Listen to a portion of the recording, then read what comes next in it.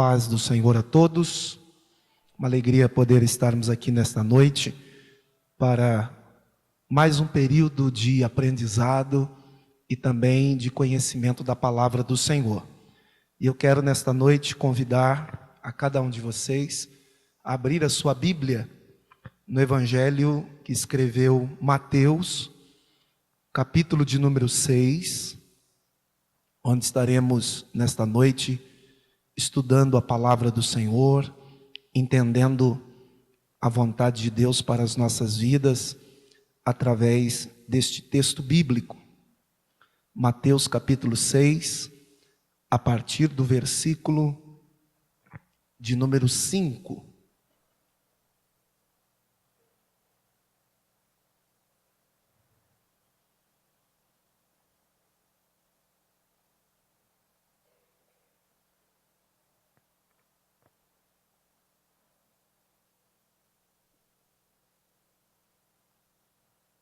Todos encontraram? Nos diz assim a palavra do Senhor: E quando orares, não sejais como os hipócritas, pois se comprazem em orar em pé nas sinagogas e nas esquinas das ruas, para serem vistos pelos homens. Em verdade vos digo que já receberam o seu galardão.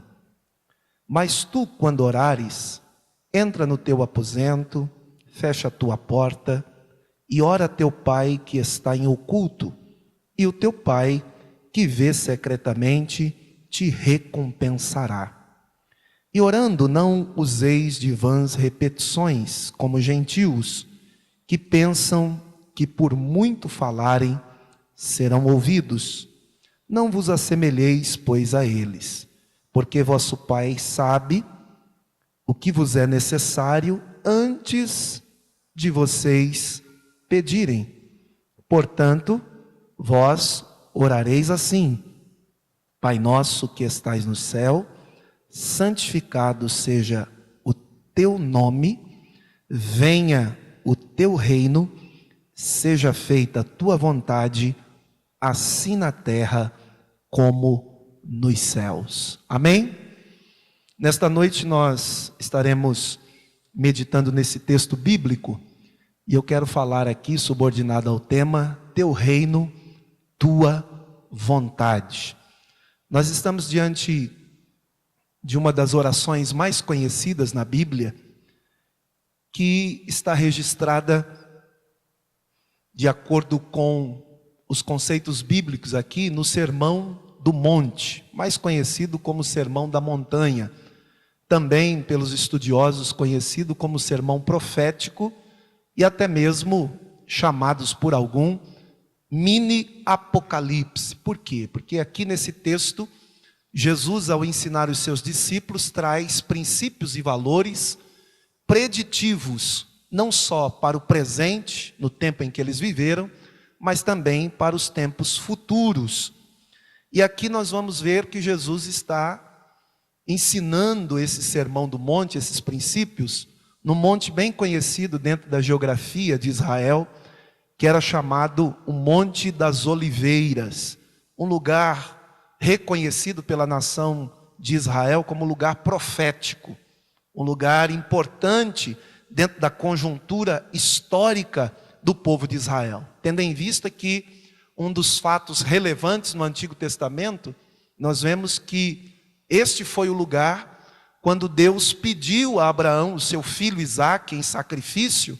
Foi o lugar onde Abraão subiu com o seu filho para ofertá-lo em sacrifício ao Senhor. Mas pela intervenção de Deus, Deus preparou o cordeiro e não houve necessidade. E Abraão, a partir deste ato profético histórico, passou a ser reconhecido como nosso pai na fé. Veja que este Monte das Oliveiras também é importante, porque após a morte e ressurreição de Jesus, este foi o lugar onde Jesus foi recebido aos céus. Mas ali, próximo à região de Betânia, mas no Monte das Oliveiras. Então esse lugar é um lugar muito bem reconhecido e valorizado pelo povo de Deus, pela nação de Israel. E foi nesse lugar que Jesus então resolveu instruir os seus discípulos a respeito de valores e princípios eternos. E aqui ele ensina a mais conhecida oração, chamada de oração do Pai Nosso. E é interessante perceber que Jesus, ao ensinar os seus discípulos, ele alertou os seus discípulos para que eles tomassem cuidado, para que quando fossem orar, não orassem como os hipócritas. O cuidado da nossa oração não ser uma oração hipocritizada, uma oração que não é recebida, não é aceita pelo Senhor e muito menos é uma oração bíblica. Veja que Jesus vai instruir aqui os seus discípulos, dizendo que a oração hipocritizada é aquela oração quando nós a fazemos para que os outros vejam que a gente faz. Quando a gente ora para dizer para as pessoas que a gente ora. Você já viu aquelas pessoas dizendo assim, não, eu sou um homem de oração, isso é hipocrisia. Não, eu sou uma mulher de oração, isso é hipocrisia, porque a pessoa ora mais para mostrar para os outros que está orando, do que pela necessidade de falar com Deus, do que se expressar a Deus, de comunicar-se com Deus. E a oração nada mais é do que um meio de comunicação de nós cristãos com o Senhor. É a oportunidade que nós temos diariamente para falar com Deus, para poder expressar os nossos anseios ao Senhor e abrir o nosso coração a Ele. Agostinho de Hipona chegou a dizer que a oração é o encontro da sede de Deus com a sede do homem. Charles Spurgeon chegou a dizer que, em geral, jamais veremos uma grandiosa melhoria nas igrejas evangélicas enquanto a reunião de oração não ocupar um lugar relevante e elevado na estima dos crentes. C.S. Lewis, um grande escritor também, chegou a dizer: as minhas orações não mudam a Deus, mas as minhas orações mudam a mim mesmo. Que a oração é uma forma de nos mudar, de nos moldar, de nos fazer cada vez mais dependentes do Senhor. João Calvino, ao cunhar uma das frases importantes a respeito de oração, e eu gosto dessa expressão, ele disse assim, que a oração é o antídoto para todas as nossas aflições. Então é importante orar. Nós precisamos melhorar em oração, precisamos orar mais, precisamos buscar mais ao Senhor.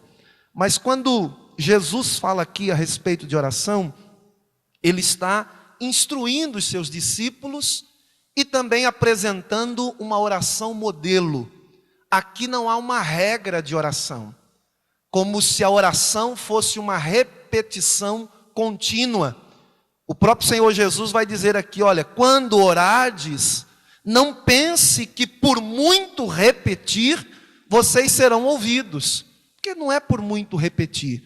E a expressão aqui repetitiva não é simplesmente tomar esta oração e ficar falando, repetindo o tempo todo. Pai nosso que estás no céu, santificado seja o vosso nome, venha a nós o vosso reino, seja feita a vossa vontade, assim na terra como no céu. O pão nosso de cada dia nos dai hoje, perdoai as nossas dívidas como nós perdoamos os nossos devedores. Não, não é isso.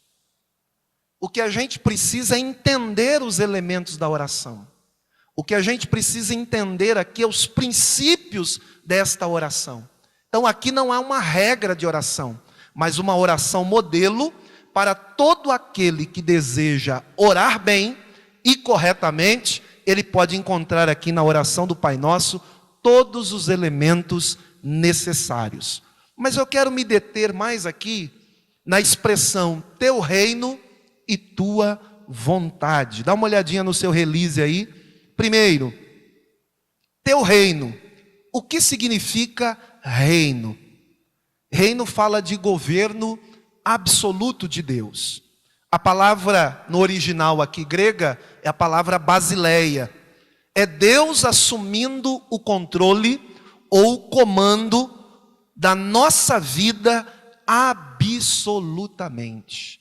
Quando a gente ora dizendo, Senhor, venha o teu reino, eu estou dizendo, você está dizendo, venha o teu governo sobre a minha vida. Que o Senhor venha dirigir a minha vida, que o Senhor venha controlar a minha vida. É esse o propósito da oração. E mais do que isso, quando se fala de reino aqui nesse texto da oração do Pai Nosso, nós podemos entender reino em 3 aspectos importantes. Primeiro, um reino que já veio. Quando a gente olha para esse texto, nós vamos ver que este reino, naquela época, já havia chegado à vida das pessoas. Mateus capítulo 3, verso 1 e 2, a mensagem de João Batista, o último profeta da antiga aliança, ele surge no deserto pregando, e essa era a sua mensagem: arrependei-vos, porque é chegado o reino de Deus. A Bíblia diz que em Mateus capítulo 4, quando João Batista morre, Jesus ele sai para a Galileia dos gentios, e quando ele chega naquela região de Zebulon e Naftali, quando ele percebe que existia um grupo de pessoas que jazia em trevas, que estavam em escuridão espiritual, Jesus continua a pregar a mesma mensagem de João Batista. E lá em Mateus capítulo 4, verso 17, ele diz: arrependei-vos, porque é chegado o reino dos céus. Em Lucas 10, a missão dos 70, também vai dizer que esta era a mensagem que eles pregavam naqueles dias. Versículo 9 diz: é chegado até vós o reino de Deus. Então a primeira perspectiva do reino é um reino que já veio. Mas nós temos uma segunda perspectiva do reino, é um reino que está, um reino presente. Quando nós entregamos a nossa vida a Jesus Cristo, quando nós confessamos a Jesus como único Senhor e Salvador da nossa vida, este reino, ele chega até nós. E veja que a Bíblia faz questão de dizer isso, lá em João capítulo 14, versículo de número 23, Jesus vai dizer assim: se alguém me ama, guardará a minha palavra. O Pai o amará, e viremos a ele e faremos nele morada, reino. Morada de Deus em nós é o reino de Deus em nós. Portanto, nós que estamos aqui nesta noite, aprendendo a palavra de Deus, nós podemos dizer que o reino de Deus não só já veio no passado, mas o reino de Deus, ele está presente na vida de todo aquele que tem a presença de Deus em si. Lucas capítulo 19, verso 5, nos conta a passagem de Zaqueu, um personagem bem conhecido no Novo Testamento. Zaqueu era um homem de baixa estatura, um cobrador de impostos, trabalhava para o Império Romano, e ao ouvir falar de Jesus, sabendo que Jesus ia passar por aquela região, diz a Bíblia que Zaqueu teve o desejo de conhecer quem era Jesus. Mas diante de uma multidão, ele de baixa estatura, seria muito difícil ele conseguir ver quem era Jesus, ainda mais sendo que Jesus era um homem comum diante do povo, diante das pessoas. Então diz a Bíblia que Zaqueu, ele sobe numa árvore, num sicômoro, numa figueira, para tentar ver Jesus. Mas ele é surpreendido, porque Jesus o vê primeiro, e não só isso, Jesus o chama pelo nome, dizendo: Zaqueu, desce depressa, porque hoje me convém pousar em tua casa. O verbo ali no original é o verbo mitenai.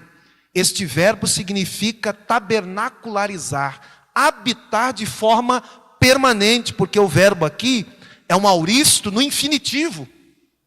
Ou seja, quando Jesus usa essa expressão, hoje me convém pousar ou habitar na tua casa, Jesus não estava falando de um prédio, de uma alvenaria, no local onde Zaqueu morava, mas Jesus estava falando sobre a própria vida de Zaqueu, que Jesus gostaria de adentrar e morar. Tanto é verdade que quando Zaqueu recebe na sua casa com convidados, Zaqueu entende que tudo aquilo que ele tinha não era tão precioso como a presença de Jesus.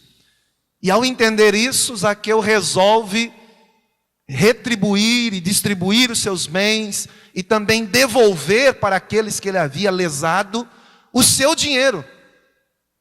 E quando ele toma essa atitude e proclama isso no meio da reunião, diz a Bíblia que Jesus toma a palavra e também faz uma proclamação dizendo: hoje veio salvação a esta casa, porque este também é filho de Abraão.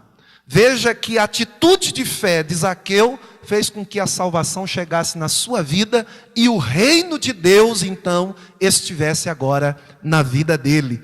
Então é um reino, primeiro, que já veio, um reino que está, mas quando se fala de reino, é um reino também que virá, um reino futuro, um governo ou um reino que ainda será cumprido de forma completa.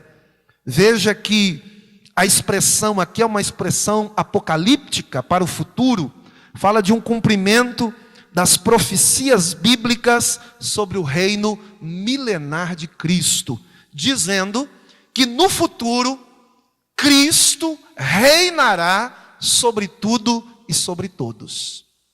Então hoje, onde está o reino de Deus? O reino de Deus está em nós. Quando o governo de Deus chega em nós, quando a presença de Deus habita em nós, aí está o seu reino.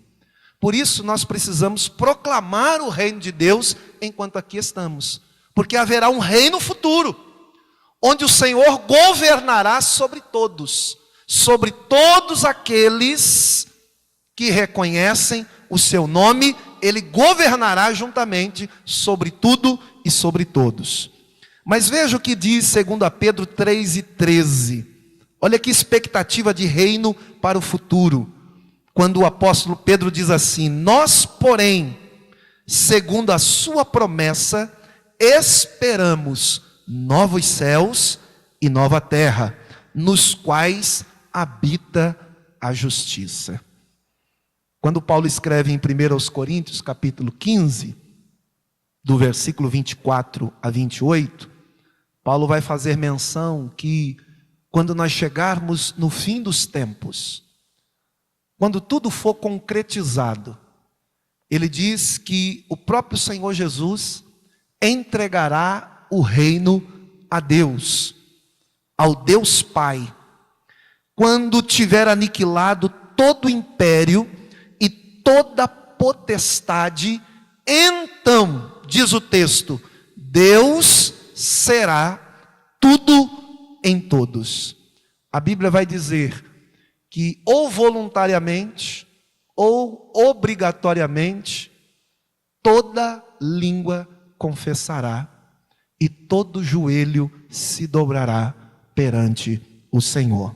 Amém? Reino então que já veio, um reino que está e um reino que há de vir.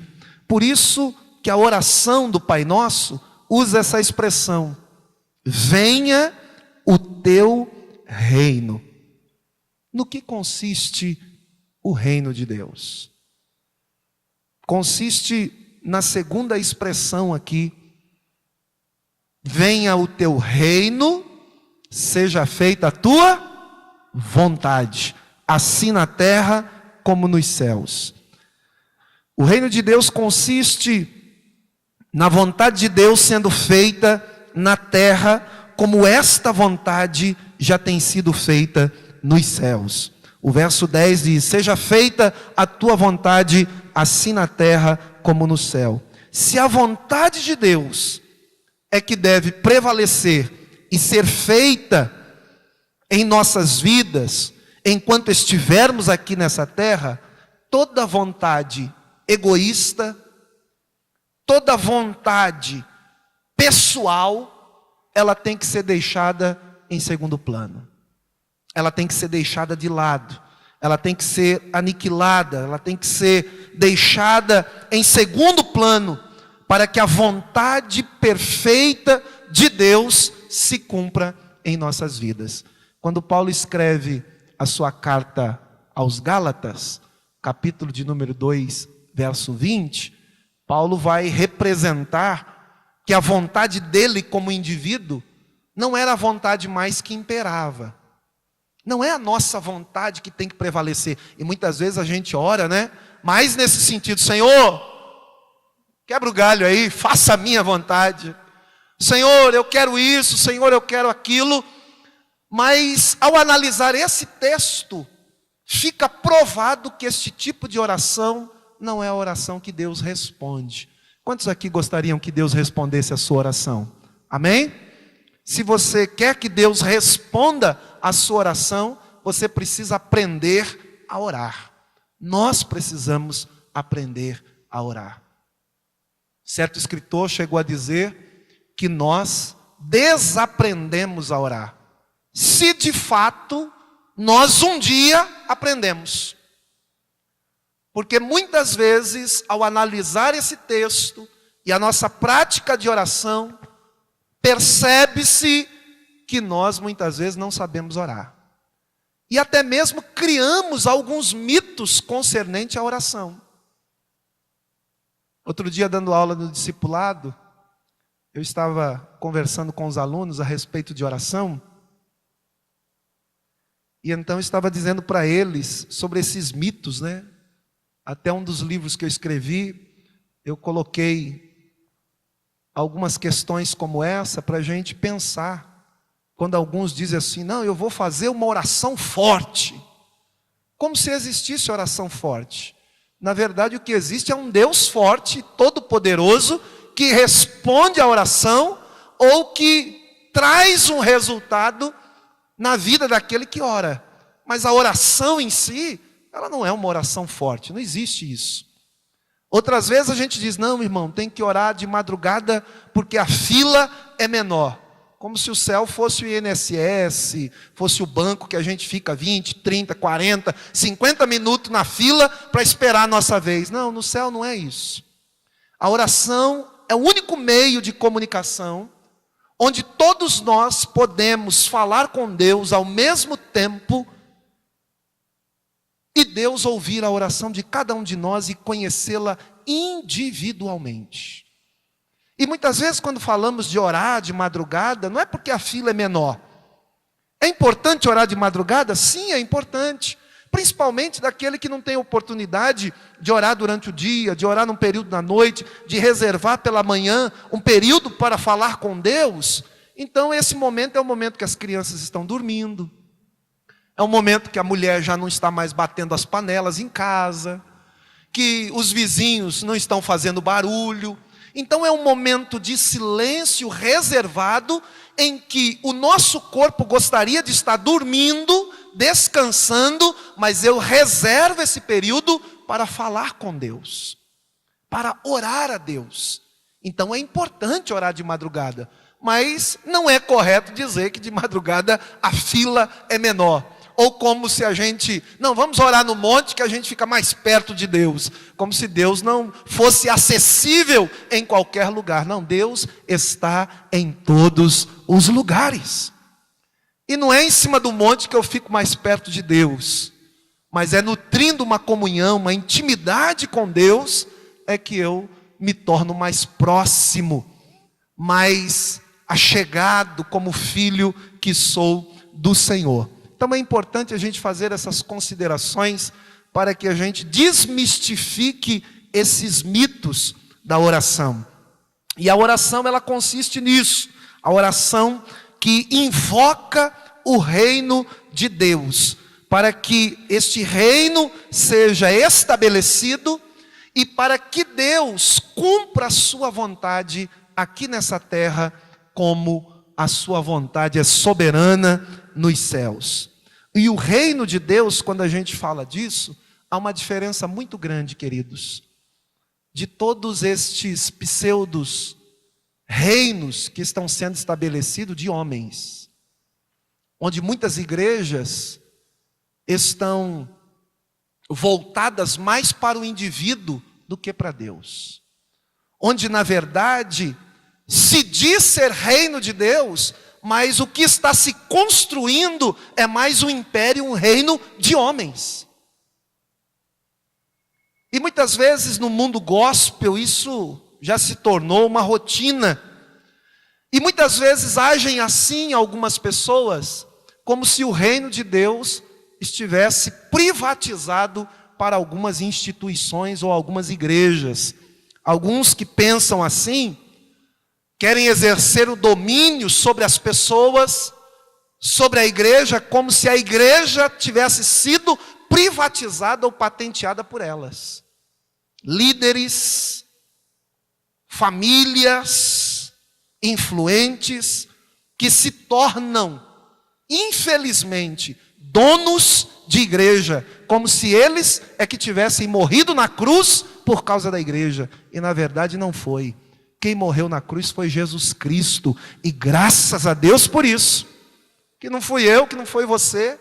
Até porque não teria como nós morrermos para resgatar uma humanidade caída e perdida, porque nós também somos pecadores caídos e perdidos. Mas através do sacrifício de Jesus Cristo, nosso Senhor, todos nós temos a oportunidade de sermos resgatados, libertados, transformados, nascer de novo para ter o nome escrito no livro da vida. Você pode glorificar ao Senhor por isso? Então a nossa oração, ela deve sempre priorizar a Deus e o seu reino antes mesmo de nós fazermos qualquer pedido. Olha o que o texto destaca aí. Gostaria que você olhasse na sua Bíblia Sagrada e veja o que o texto diz no versículo de número 9 e 10. Portanto, vós orareis assim, disse Jesus: Pai nosso que estais no céu, santificado seja o teu nome. Guarde essa expressão, teu nome. Mas se o nome de Deus é santo, em absoluto, como que nós podemos santificar o nome de Deus? O que a oração está dizendo aqui? O que Jesus está ensinando? Primeiro, se Deus é santo em absoluto, aqui a oração não está dizendo que o nome de Deus tem que ser santificado na essência de Deus. Não. Mas o nome de Deus deve ser santificado em nós, que oramos e servimos a Deus. E enquanto estivermos aqui, além do nome de Deus ser santificado em nós, Deus deseja que o seu nome seja honrado através de nós, através das nossas atitudes, através da nossa vida. E se tem uma coisa que nós precisamos aprender, como servos de Deus, como servos de Jesus Cristo, é fazer com que as pessoas conheçam o reino de Deus, que elas conheçam a Deus através das nossas vidas. Falta-nos muito, muito mesmo, uma conduta cristã ilibada. Sermos um exemplo de vida para as outras pessoas, onde as pessoas possam seguir os passos de Cristo através daquilo que eu também estou seguindo. Eu preciso ser um referencial para as outras pessoas, na minha conduta cristã, no meu comportamento, no meu modo de ser, no meu falar, no meu trabalho, nos estudos, na faculdade, onde quer que eu esteja, nas minhas ações, como um cristão verdadeiro, transformado, nascido de novo, as pessoas precisam olhar para mim e para você e ver que em nós há uma diferença, há uma transformação verdadeira, e as pessoas possam estar desejosas de seguir os nossos passos, de servir o mesmo Deus que nós servimos. Então a oração fala disso: santifica o teu nome. Segundo, venha o teu reino, é o reino de Deus. E nós temos dificuldades em orar assim, porque geralmente a gente quer que seja feita a nossa vontade, e se possível, Deus, deixa eu construir um reino meu aqui, mas o reino é de Deus. E também é para ser feito a vontade dEle, tanto na terra como nos céus. Depois que a gente ora assim, santifica o teu nome, venha o teu reino, seja feita a tua vontade, é então que começa a oração para nós. Aí ele diz, o pão nosso de cada dia. Agora fala de nós. Toda oração que obedece esses princípios e esse modelo que Jesus deixou, e respeita esta forma de oração, que reconhece Deus acima de todas as coisas, só depois, ao orar por nós, nós temos a certeza de que seremos respondidos. Aí ele ora dizendo, o pão nosso de cada dia nos dai hoje. Pastor Márcio, a gente poderia orar assim, né? O pão nosso do ano inteiro nos dai hoje.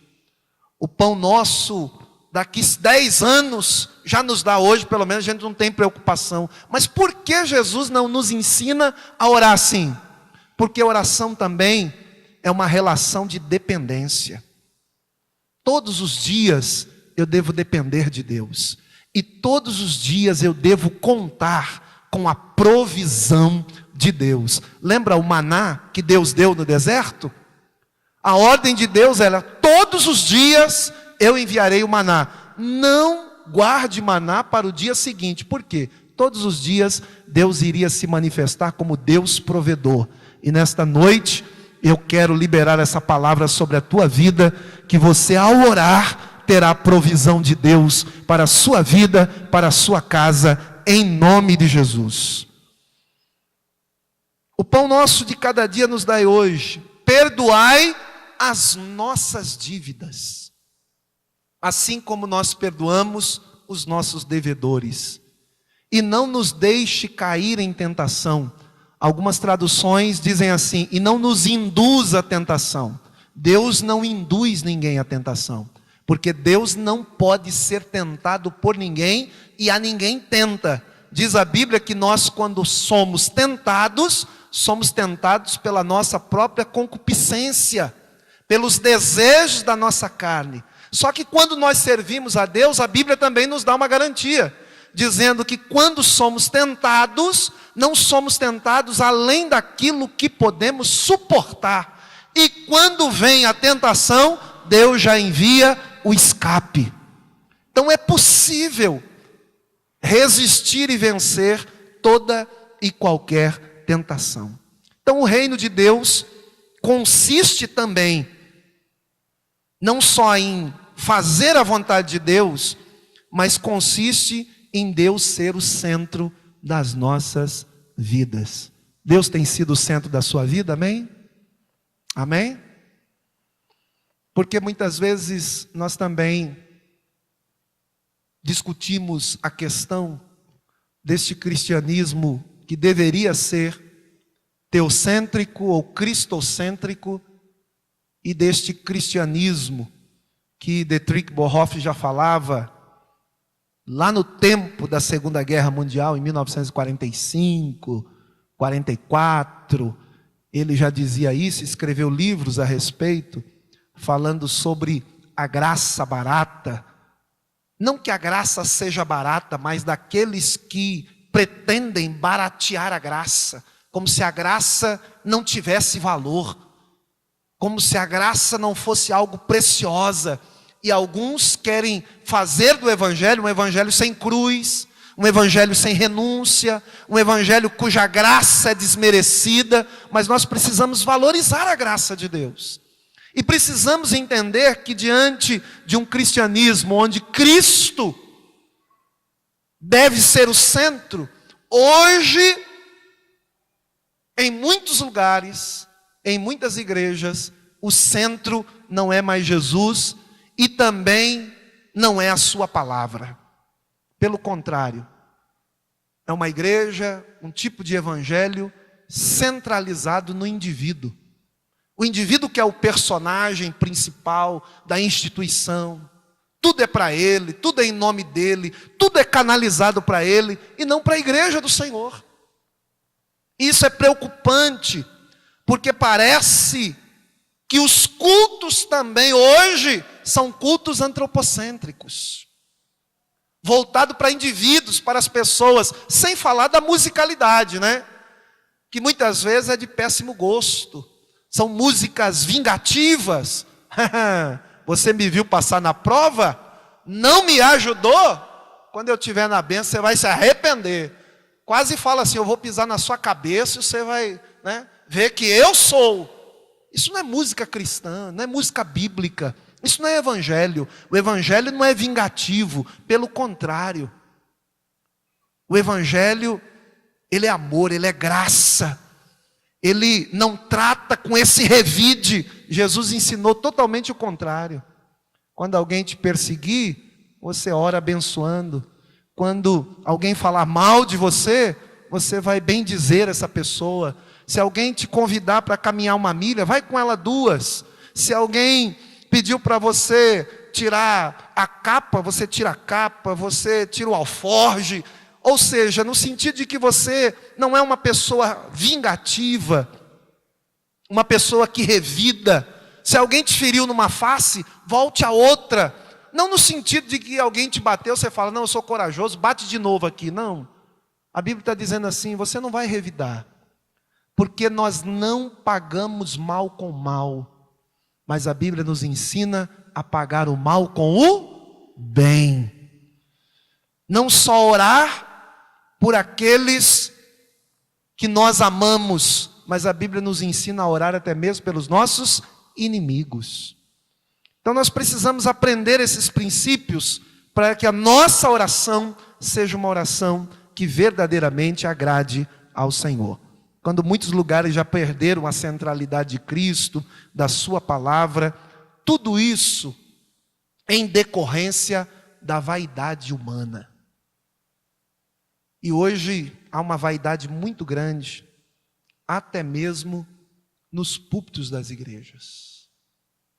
A preocupação não é ensinar o povo, a preocupação não é restaurar as pessoas, não é amar as pessoas, ajudá-las, mas a preocupação maior é quanto as pessoas podem dar, quanto você tem de dinheiro, quanto de propriedade você tem. O emprego que você tem lá é o emprego daquele bom? Ah, então você ganha bem, então você pode ser um dos meus. Jesus nunca ensinou isso. E é por isso que muitas vezes o Evangelho de Jesus Cristo tem sido jogado na lama por muitas pessoas. Muitas pessoas têm crucificado a Cristo novamente, têm pisado o sangue de Jesus Cristo por causa deste Evangelho barato que se oferece, de propaganda enganosa, fazem propagandas enganosas daquilo que jamais conseguirão cumprir. E muitas vezes, ao falar do Evangelho, nós temos que falar de renúncia, temos que falar das dificuldades existentes. Não podemos ser daquela antiga associação tabajara, não é? Oferece o produto que vai resolver e solucionar os problemas da sua vida. Não venha para o Evangelho, para Jesus Cristo, que todos os seus problemas são resolvidos. Mentira. Muitas vezes, quando nós aceitamos a Cristo, quando entregamos a nossa vida a Ele, nós encaramos uma batalha enorme. Muitas vezes dentro da própria família, no trabalho, por professar uma fé verdadeira, até aquelas pessoas que estão mais próximas de nós, por não entender, se rivalizam conosco. E muitas vezes, servir a Cristo, como a palavra de Deus diz, é um desafio enorme. Precisa verdadeiramente ter nascido de novo. Cristo tem que continuar sendo o centro da nossa oração e da nossa adoração. Não prestamos cultos a homens, a famosos, a artistas, celebridades, e nem devemos estar presos a esta paranoia que existe na igreja evangélica de disputa por cargos e posições.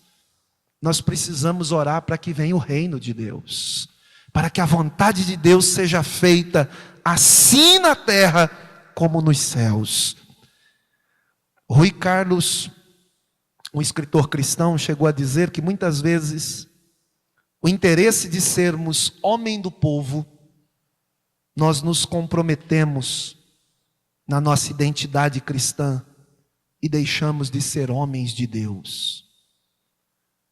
Vou repetir, muitas vezes com a preocupação de ser um homem do povo, que agrade o povo, nós muitas vezes comprometemos a nossa identidade cristã e deixamos de ser homens de Deus.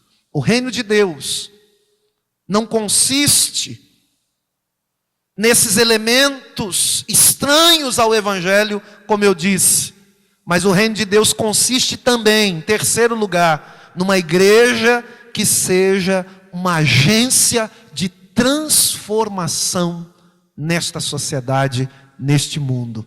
É a vontade de Deus seja sendo feita na minha vida, na sua vida, nesta terra, como a vontade é feita nos céus. Uma igreja que seja dirigida pelo Espírito de Deus, onde homens e mulheres transformados pelo poder da palavra e do Evangelho possam também transformar a vida de outros. E guarde esta frase que eu vou dividir com vocês nesta noite. Deus só irá reinar neste mundo quando Ele verdadeiramente estiver reinando em nós. Porque a nossa sociedade não é transformada, pastor. Mesmo nós tendo aí uma estatística de quase 50 milhões de evangélicos. Daqui a pouco no Brasil nós somos mais da metade da população. Mas a violência continua aumentando cada dia. O tráfico de drogas aumenta cada vez mais. A criminalidade não diminui. A prostituição está estampada na nossa cidade, nos nossos bairros. E por que não muda? Porque verdadeiramente o reino de Deus não chegou como deveria chegar na minha vida e na sua vida. Porque nós somos os instrumentos de transformação deste mundo e dessa sociedade. Isso nos preocupa porque muitas vezes nós estamos vivendo como uma igreja acuada, né? Que esses problemas aconteciam no mundo, falava-se do mundo, e hoje esses problemas já adentraram a igreja. E aí as pessoas ficam, meu Deus, o que vai acontecer? O que vai fazer? E nós precisamos tomar cuidado, porque esse tipo de evangelho que é pregado aí, que não é o evangelho bíblico, já também caiu no descrédito da sociedade. E cada vez mais se torna mais difícil de convencer as pessoas desta verdade. Por quê? Porque muitos já perverteram esta verdade. E por causa desses que já perverteram a verdade do evangelho, por mais que eu e você viva e pregue a verdade, as pessoas olham para nós e dizem, não, mas o outro ali é totalmente diferente disso que você fala. Ele também diz que é de lá. Ele diz também que faz parte daquele grupo onde você faz parte. Por que a vida dele é toda torta? Por que ele faz tudo errado? Estes são os exemplos que as pessoas lá fora observam. Mas mesmo que seja difícil, eu quero convocar você nesta noite a assumir esse desafio de fazer esta oração verdadeira e invocar o reino de Deus para a sua vida, para a nossa sociedade, clamando a Deus dizendo, seja feita a tua vontade, Senhor, assim na terra como nos céus. E eu concluo esta exposição da oração do Pai Nosso, quando ele fala, venha o teu reino, seja feita a tua vontade. Quando o escritor nos ensina isso aqui, o evangelista Mateus, através da pessoa de Jesus Cristo, ele vai dizer que nós, ao orarmos assim, nós podemos ter uma visão de uma igreja, de um povo diferenciado. Quando você pergunta para alguém aí, você geralmente vai perceber que a percepção da pessoa é bem equivocada. Quando se pergunta que seria uma boa igreja, a melhor igreja?